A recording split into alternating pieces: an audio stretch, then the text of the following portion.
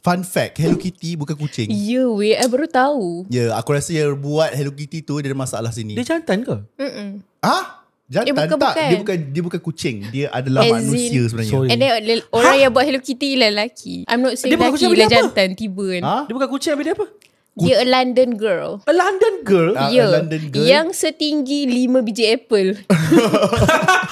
Betul doang. Aku betul. pun tengok reels tu. Ya. Hello Kitty ada kucing. Itu baru kucing. Jap.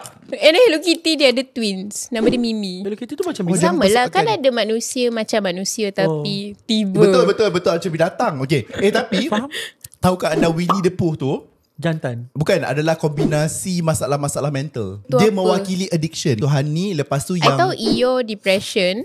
yang keldai warna brown. Tika grey tu. hyperactive. Piglet ADHD. ADHD. Dan budak lelaki tu skizofrenia. Lepas tu orang komen kat ini ialah perbualan orang 30-an tak kahwin. Squatty lah menarik kot. Daripada korang duk tersakiti.